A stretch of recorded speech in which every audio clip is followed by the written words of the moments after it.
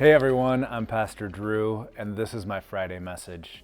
As we gather this weekend at Redeemer, we're going to be gathering again in the sermon series that we're in for Lent called Humbled by Grace. And this week, in the acronym, we're on the letter M, which stands for meditation. Now, it is Thursday, the kickoff day of the men's March Madness basketball tournament, and as you see, I'm supporting a particular team this year. And I'm not going to show it to you, I'm not going to open it, but I've got my bracket filled out.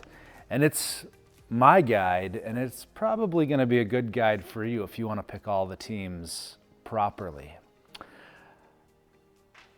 We need a guide in life, don't we?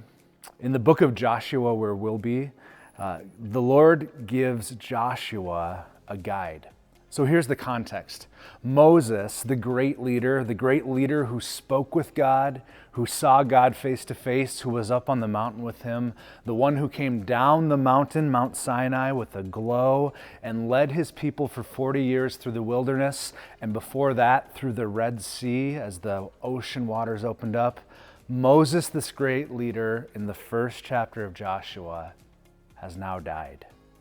And the Lord speaks to Joshua, and he says, Joshua, you're the man to lead my people. Now, what do you think the Lord does to equip Joshua? Well, he does a couple things. First, he gives him a promise. He says, as I was with Moses, Joshua, so will I be with you. And then he tells him, do not be afraid because I'm with you.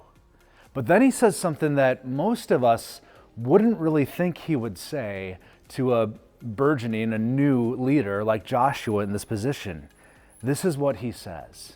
In verse 8 of chapter 1, the Lord speaks to Joshua and he says this, keep this book of the law always on your lips and meditate on it day and night.